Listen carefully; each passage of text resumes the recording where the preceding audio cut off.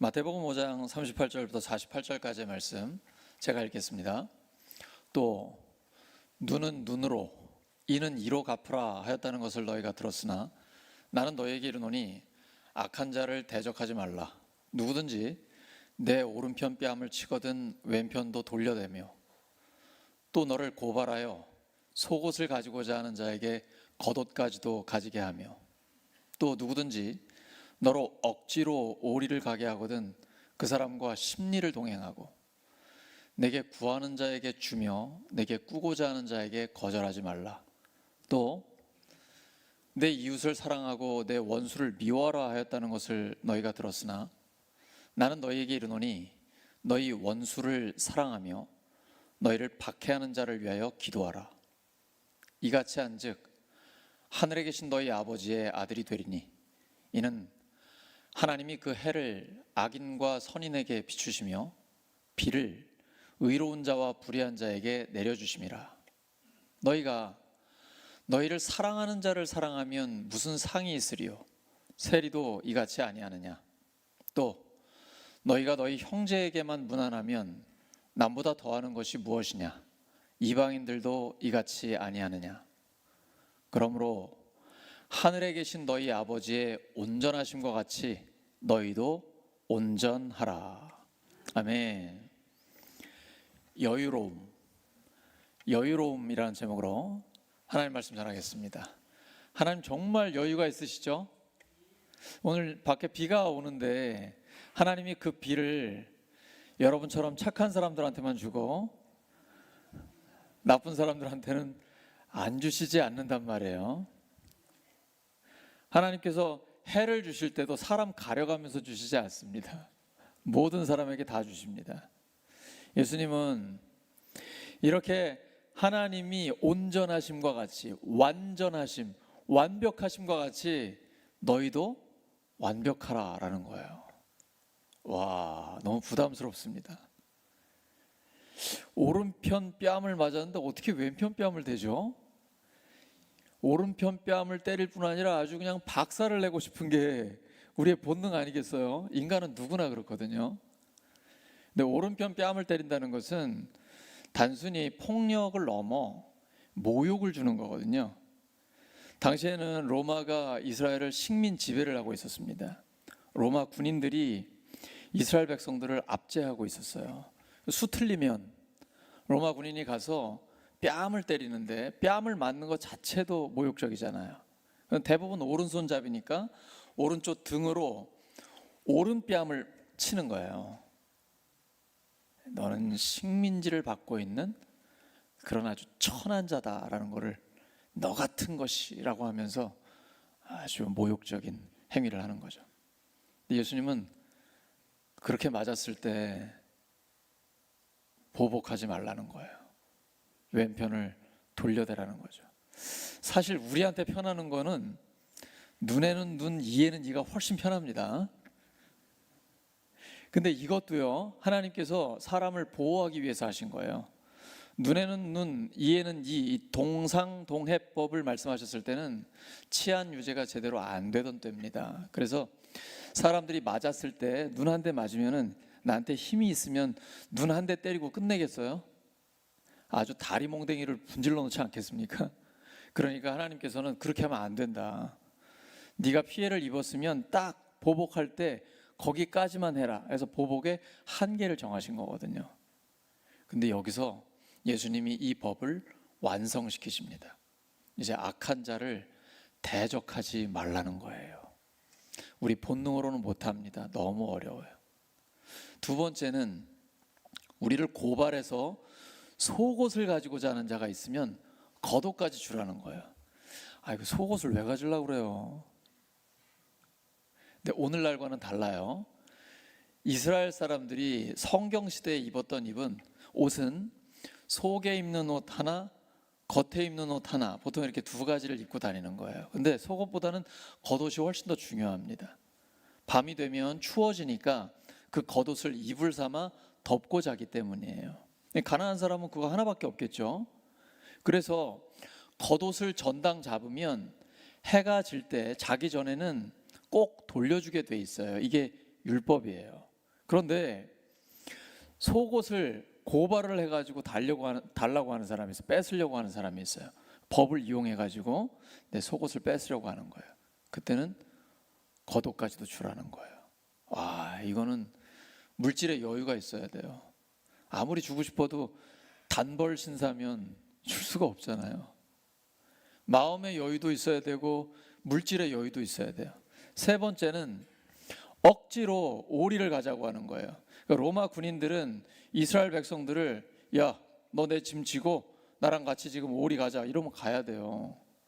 그런데 심리까지도 가주라는 거예요. 시간의 여유죠. 다 여유가 있어야 가능한 것입니다. 어제 제가 결혼식에 참석을 했는데요. 함께 가신 분들 몇 분 계신데 순서 중에 신부의 조카가 신랑 신부의 예물을 작은 바구니에 담아가지고 신랑 신부한테 전달해주는 순서가 있었습니다. 제가 볼 때 한 5살, 6살쯤 된 아주 예쁜 여자아이인데 이 바구니를 들고서 이제 걸어가는 거예요. 근데 저는 그 아이가 미스코리아 선발대회에 나온 줄 알았어요. 얼마나 여유가 있는지 하객을 보면서 이렇게 웃으면서 거기다가 중간중간에 이렇게 손으로 뽀뽀를 날리면서 가는데 전달하고 올 때까지 하더라고요. 야, 진짜 타고났다. 완전 무대 체질이다. 그 화동의 여유가 하객들에게 큰 기쁨을 줬습니다. 작은 여유가 우리에게 잔잔한 기쁨을 줍니다. 우리 정말 바쁘게 살죠. 새벽부터 밤늦게까지, 또 교대 근무하시는 분들은 12시간 근무하고, 오늘 우리 중에는 어쩌면 야간 근무 밤새 12시간 하고 오신 분이 계실지도 몰라요. 그렇게 바쁘게 살아요. 너무너무 힘들게 살아요. 그러니까 삶의 여유가 별로 없어요. 근데 예수님은 오늘 우리에게 그 여유를 가져야 이 시대를 변화시킬 수 있다라고 말씀하시는 거예요. 예수님의 제자는 악한 자를 어떻게 대해야 할까요? 세상에 살다 보면 그런 사람 만날 때 있잖아요. 심지어 원수나 나를 핍박하는 자는 어떻게 대해야 할까요? 부당한 취급을 당할 때 어떤 반응을 보여야 될까요? 속에서 막 끓어오르죠. 복수해도 될까요? 복수는 죄인된 인간이 갖고 있는 본능 가운데 대표적인 감정입니다. 예수님은 보복하지 말고 오히려 유순한 반응을 하라고 말씀하십니다. 예수님은 우리가 부당한 대우에 선으로 반응하라라고 말씀하십니다. 마음의 여유가 있어야 가능합니다. 창세기 24장에 보시면 리브가의 이야기가 나옵니다. 아브라함이 100세에 낳은 아들이 노총각이 됐습니다. 이제 그 아브라함이 종한테 시키면서 내 고향에 가가지고 신부감을 데려오라는 거예요. 종이 낯선 땅에 왔습니다. 그리고 하나님 앞에 기도합니다. 하나님, 제가 아가씨한테 물을 달라고 할 때 그 아가씨가 저한테 줄 뿐 아니라 제 낙타에게까지 주면 하나님이 주신 신부감인 줄 알겠습니다. 근데 그때 리브가가 딱 나타난 거예요. 그래서 아브라함의 종이 나한테 물을 좀 주십시오 라고 했어요. 리브가가 말한 그 행동을 표현한 걸 보면요, 급히라는 단어가 2번 반복해서 나와요. 굉장히 부지런한 거예요. 아주 적극적으로 하는 겁니다. 아브라함에게 종에게 물을 줄 뿐 아니라 가서 급히 물을 떠와가지고 낙타에게도 물을 주는 거예요. 적극적으로 친절을 베푸는 것입니다. 그랬더니 이 리브가가 예수님의 조상이 된 이삭의 아내가 됐습니다. 정말 복된 여인이 되거든요. 이삭이 나중에 거부가 돼요. 그 아내 사모님이 된 거예요. 적극적으로 친절을 베푸시기 바랍니다. 부지런하고 게으르지 마시기 바랍니다. 돈 벌기 위해서만이 아니라 하나님의 영광을 위해서, 주를 위해서 부지런히 친절을 베푸시기 바랍니다. 특별히 우리 새가족들이 교회에 계속해서 오고 계신데 모르는 분이다 그러면 물 한 잔이라도 적극적으로 떠주시기 바랍니다. 적극적인 친절이 하나님의 은혜의 통로를 만드는 길이 됩니다. 이 적극적인 친절을 통해서 하나님께서 우리에게 복을 주시는 겁니다. 리브가의 남편 이삭이 또 그 마음의 여유가 넘칩니다. 그 여유가 어디에서 왔을까요? 하나님의 약속을 받았기 때문입니다. 인간적인 여유와 하나님이 주시는 여유는 차원이 다릅니다. 이삭이 살던 땅에 흉년이 왔어요. 이건 생존의 문제입니다. 당장 먹고 사는 문제가 달렸습니다. 지금 가나안 땅 지중해 동쪽에 블레셋 지역이 있고 이스라엘 백성이 있는 그 곳이 있습니다. 흉년이 왔어요. 그러면 지중해 남서쪽으로 가면 이집트가 있습니다. 우리가 배운 대로 나일강 위역이 있는 곳이에요. 나일강이 범람해서 토지가 굉장히 비옥합니다. 그러면 이집트로 가면 살 수 있어요. 근데 하나님이 이삭에게 이렇게 말씀하십니다. 이집트로 가지 말아라. 내가 너에게 살라고 한 이 땅에서 살아라. 내가 이 땅에서 살아야 내가 너를 보살피고 너에게 복을 주겠다. 너무 힘든 말씀인데요. 지금 흉년 들었는데 네가 이 땅에서 살아야 내가 너를 보살피고 너에게 복을 주겠다. 이 모든 땅을 내가 너와 너의 자손에게 주겠다. 내가 너의 아버지 아브라함에게 맹세한 약속을 이루어서 너의 자손이 하늘의 별처럼 많아지게 하고 그들에게 이 땅을 다 주겠다. 이 세상 모든 민족이 내 씨의 덕을 입어서 복을 받게 하겠다. 하나님이 이렇게 약속을 주셨습니다. 자, 여러분이 이삭의 입장이라면 어떻게 하시겠습니까? 당장 생존의 문제가 달려 있습니다. 이집트로 가야 됩니까? 말아야 됩니까? 자, 옆 사람에게 물어봐 주세요. 생존입니까? 하나님의 뜻입니까?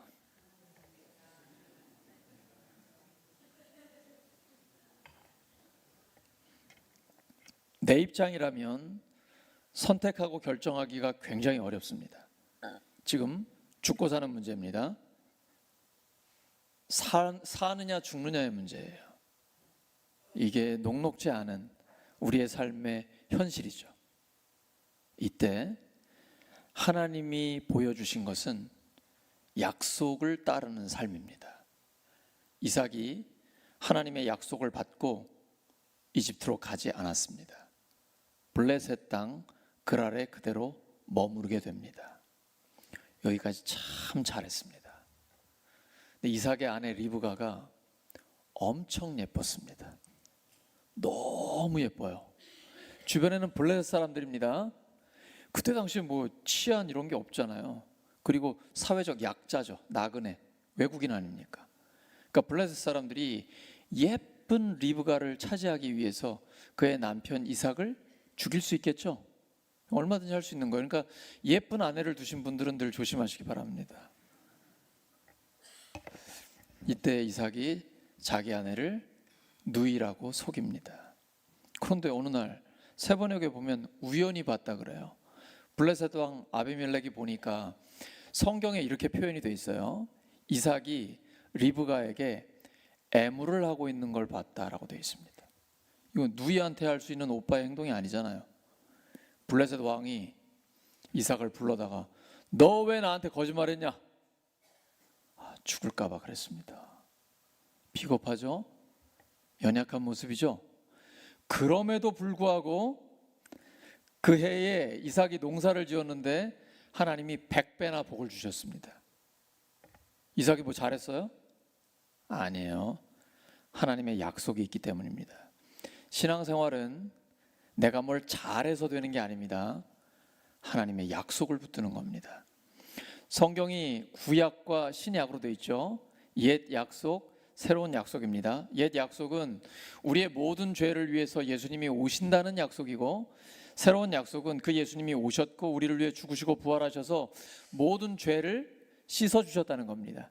우리를 구원하신 예수님이 다시 오신다는 약속이 바로 새로운 약속, 신약입니다.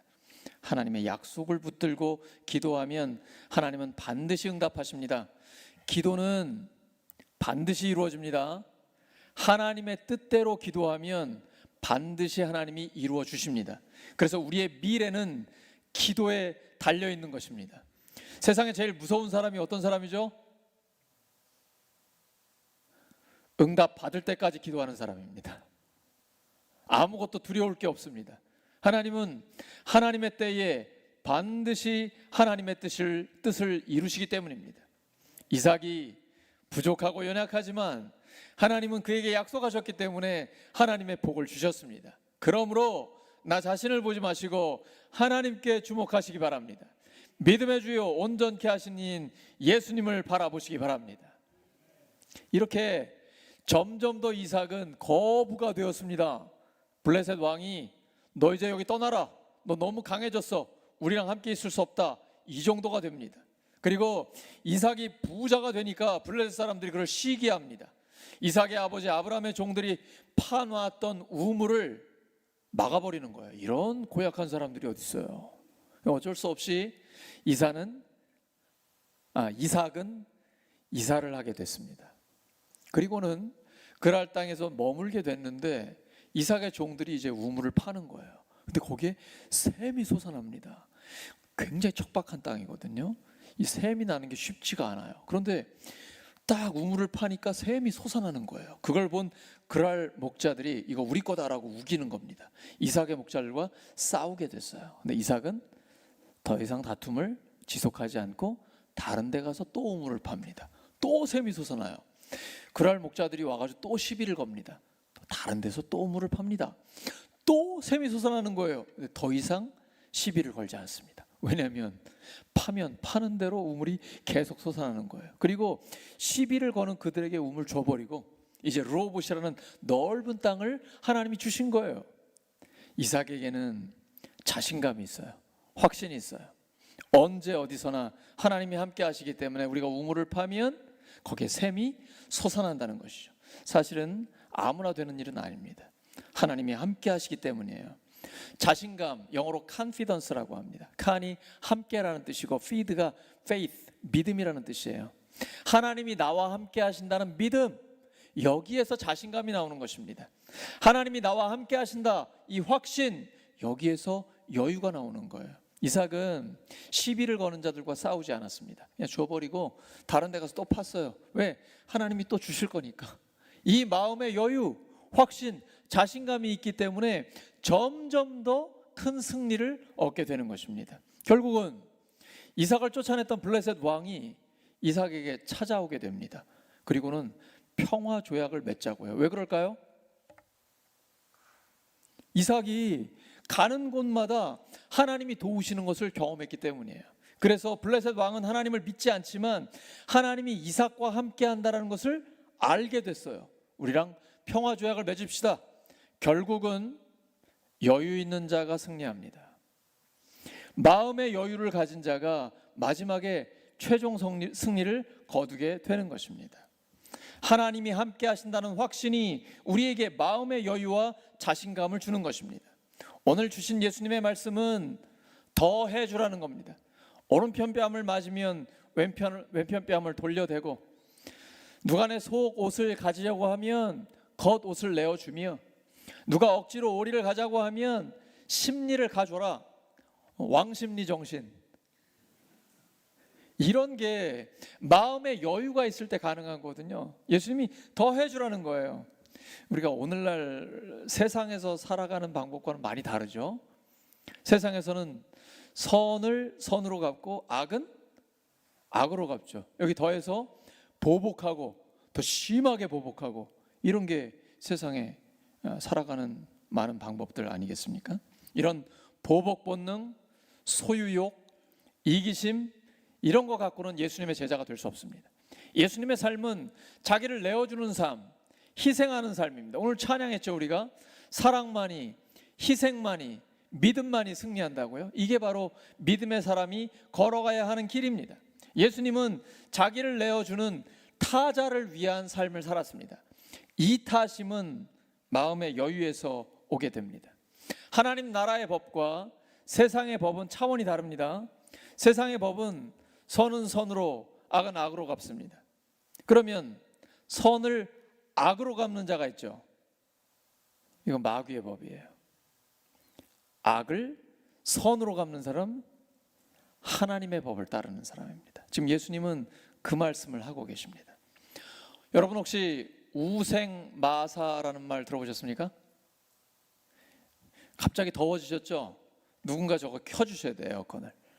우생마사, 소는 살고 말은 죽는다는 거예요.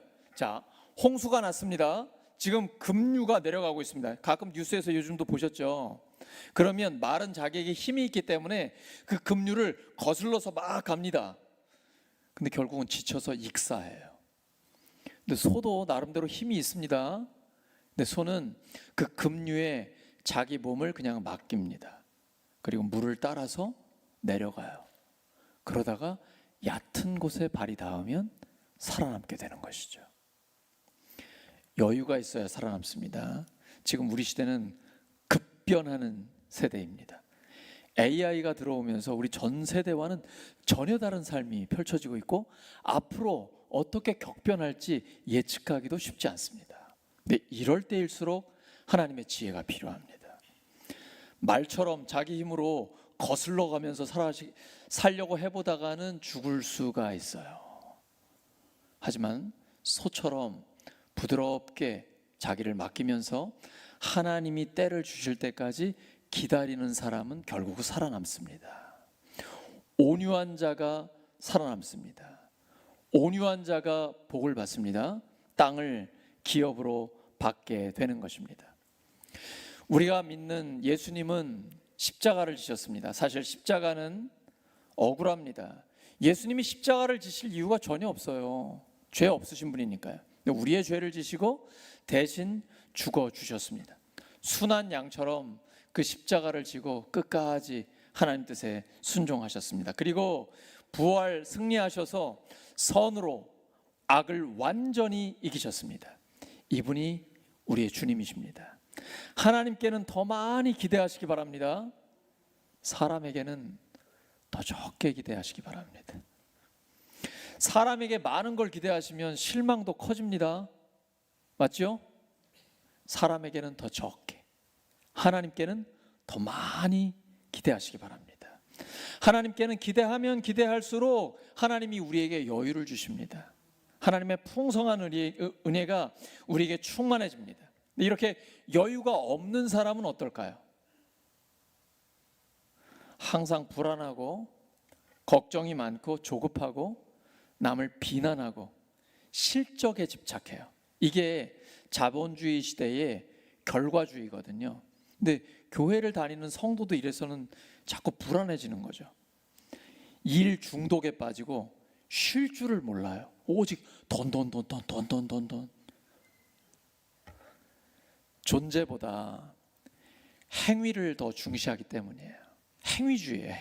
행동주의. 하지만 사람의 가치는 행위가 아니라 존재 자체에 있습니다. 이사야 43장에 하나님이 우리에게 말씀하세요. 내가 너를 보배롭고 존귀하게 여긴다. 내가 너를 사랑한다. 하나님이 우리를 향해 주시는 말씀입니다. 내가 너를 보배롭고 존귀하게 여기노라. 내가 너를 사랑한다라고 우리에게 고백하고 계세요.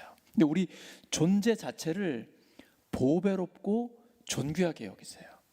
내가 뭘 잘해서가 아니에요. 내가 잘나서가 아니에요. 하나님은 그냥 우리가 그렇게 좋으시대요. 보배롭고 존귀하다고 우리에게 말씀하고 계십니다. 하나님이 얼마나 바쁘세요. 우주 만물을 운영하시잖아요. 할 일이 얼마나 많으시겠어요. 근데 하나님처럼 여유 있는 사람은 없어요. 하나님은 여유가 모든 사람보다 더 넘치세요.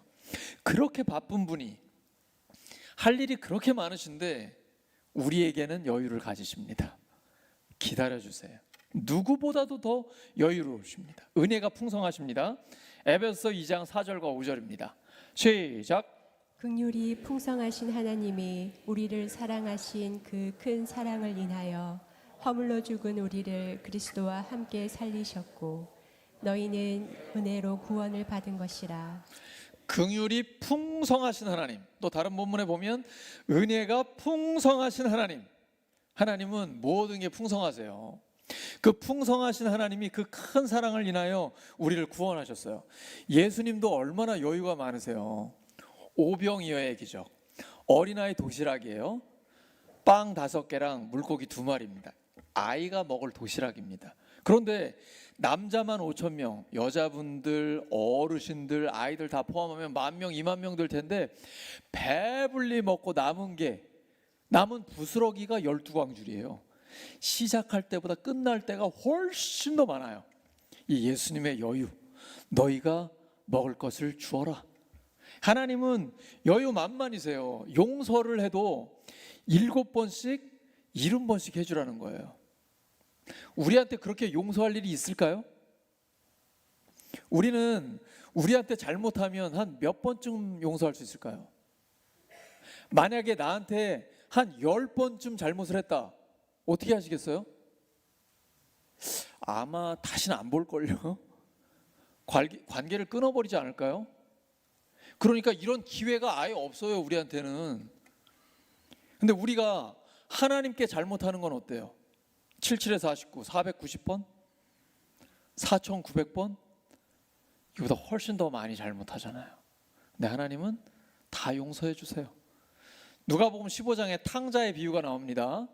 돌아온 탕자, 아버지께 돌아옵니다. 왜 돌아왔을까요? 뭘 보고 돌아왔을까요? 누가복음 15장 17절에 스스로 돌이켜 이르되 내 아버지에게는 양식이 풍족한 품꾼이 얼마나 많은가, 나는 여기서 주려 죽는구나. 아버지의 그 넓은 가슴, 그 풍요로움, 그것 때문에 돌아오는 거거든요. 에베소서 6장 4절입니다. 에베소서 6장 4절 시작. 또 아비들아 너희 자녀를 노엽게 하지 말고 오직 주의 교훈과 훈계로 양육하라. 아비들, 그러니까 부모님한테 주시는 말씀이에요. 너희 자녀를 노엽게 하지 마라. 이게 전문 용어로 뭐라 그래요? 자녀를 열받게 하지 마라, 화나게 하지 마라, 분노하게 하지 마라. 아니면 어린아이들은요, 자기한테 힘이 없잖아요. 이제 고등학교만 돼도 아빠 엄마랑 체격이 비슷하고 힘도 어떤 땐 더 세고 하니까 반항도 하고 하는데 애들은 못하잖아요. 그러니까 이게 이 안에 우울감으로, 불안함으로 오거든요. 그래서 요즘 아이들도 그렇고 청년들도 심리적인 고통을 당하는 애들이 굉장히 많아요. 그래서 특별히 우리 부모님들은 이 말씀을 마음에 새겨야 합니다. 저를 포함해서요. 자녀를 열받게 하지 마라. 그리고 가정에서 좀 운신할 수 있는 여유를 줘야 돼요. 우리 젊은 부모님들, 너무 애들 공부하라고 닥달하지 마세요. 좀 놀 수 있는 여유가 있어야 됩니다. 그래야 두뇌 회전이 잘 되거든요. 잠도 좀 잘 자게 해주셔야 됩니다. 이거는 수면 전문의가 얘기하는 거예요. 적어도 밤 한 11시쯤에는 자야 그날 공부한 게 밤에 잘 뇌에 박힌다는 거예요. 이게 마냥 공부만 한다고 되는 게 아니거든요. 저도 제가 토요일 밤에는 꼭 일찍 자려고 애를 써요. 한 적어도 10시에는 자서 한 7, 8시간은 충분히 자려고 해요. 그래야 일주일 내내 준비한 하나님의 말씀이 뇌에 딱 박혀가지고 원고 없이도 전할 수가 있잖아요. 그러니까 좀 아이들에게 여유를 주셔야 돼. 그래서 집안에서는 막 활보하고 다닐 수 있게 자신감을 갖고 당당하게 다닐 수 있도록 부모님이 여유를 주셔야 됩니다. 마음에 여유가 있는 부모가 자녀를 살립니다. 부모가 여유가 없어가지고 막 닥달하잖아요. 그러면 자녀들이 문제가 생겼을 때 부모에게 오지 않아요. 밖으로 돌아요. 문제가 더 심각해집니다. 부모가 마음의 여유를 갖고 분명한 메시지를 주셔야 돼요. 네가 어떤 모습이건 언제 어디서든 돌아오기만 해. 내가 안아줄게. 이게 하나님의 마음이에요. 그러면 아이들이 돌아와요. 그리고 엄마, 내가 엄마 때문에 살 소망이 있어요. 아빠 없으면 어떻게 할 뻔했어. 저희 아이들이 저한테 그런 얘기 하거든요. 우리 부모에게 그런 얘기를 해주기를 바라요. 우리 부모님들은 그런 말을 듣기를 소망해요. 그래서 아이들을 꼭 품어주고 안아주고 사랑한다고 고백해주고. 하나님은 악인과 선인에게 똑같이 햇빛과 비를 주시잖아요. 우리도 우리의 자녀들, 우리 만나는 사람들에게 이러한 여유를 가질 때 사람들이 우리 안에서 편안함을 누려요. 그리고 예수님의 그 마음을 느낄 수가 있어요. 만약에 부모님이 가정에서 이렇게 하지 않고 율법주의적 신앙을 한다면 어떻게 될까요? 너 해. 안 하면 정죄하고, 하지 마. 근데 하면 비난하고.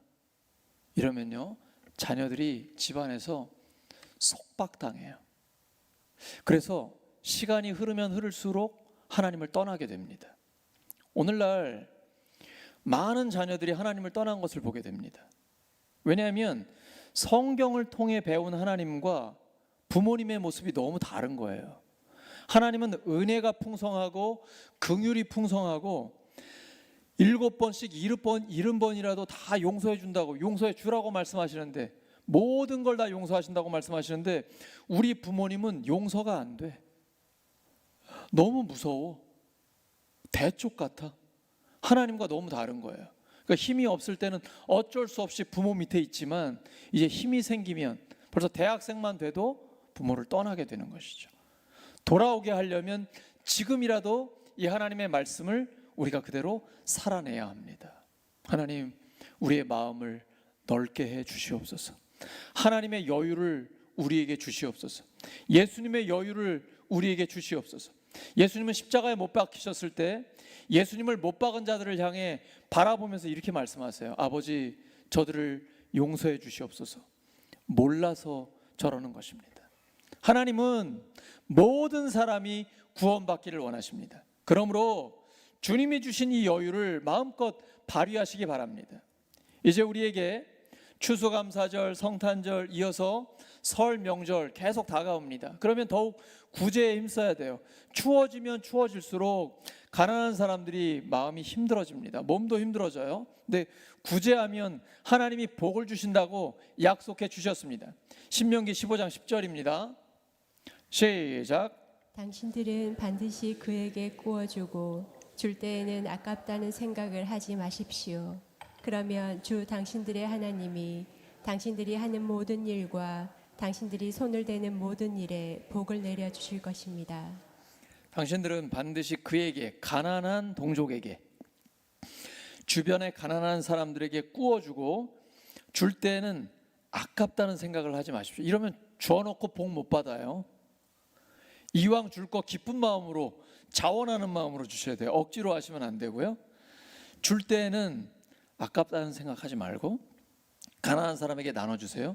그러면 주 당신들의 하나님이 당신들이 하는 모든 일과 당신들이 손을 대는 모든 일에 복을 내려주실 것입니다. 하나님의 스케일은 너무 커요. 우리가 가난한 자들을 돕습니다. 그 액수는 상관없이 도와주고 우리는 잊어버려요.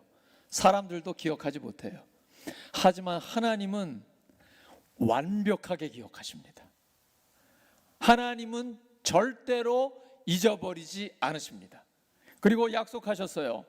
하나님이 당신들이 하는 모든 일과 당신들이 손을 대는 모든 일에 복을 내려 주실 것입니다. 이러한 복을 받으시기를 예수 그리스도의 이름으로 축원합니다. 사랑하는 우리 울산교회 성도 여러분, 여유로운 삶을 사시기 바랍니다. 마음의 여유, 물질의 여유, 시간의 여유를 가지시기 바랍니다. 너무 인색해도 남는 거 없습니다. 우리 인간은 모두 빈손으로 왔다가 빈손으로 갑니다. 그래서 항상 빈손으로 갈 준비를 하고 있어야 됩니다. 우리 통장에 아무리 많은 돈이 쌓여 있어도 그거 내 돈 아닙니다. 그걸 잘 써야 내 돈인 겁니다. 선교하고 구제하는 일에 힘쓰면 하늘에 보물을 쌓아두는 것입니다. 이 땅에서는 좀이 쓸고 녹이 씁니다. 하지만 하늘에 보물을 쌓아두면 그것은 영원히 우리에게 상이 되는 것입니다.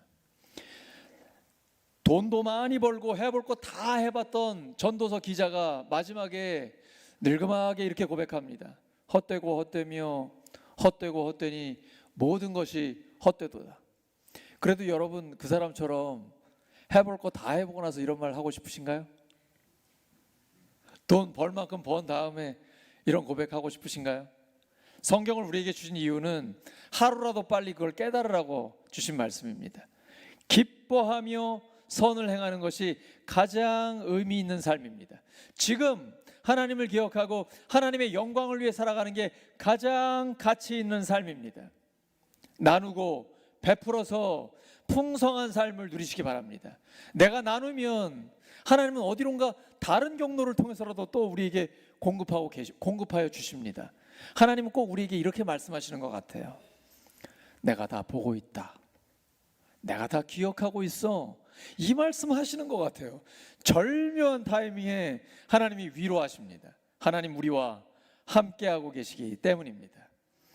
여유로운 마음과 물질의 여유, 시간의 여유를 가지고 나누고 베풀어서 더 많은 사람들을 살리고 예수님의 제자들을 만드는 우리 모두가 되기를 예수 그리스도의 이름으로 축원합니다.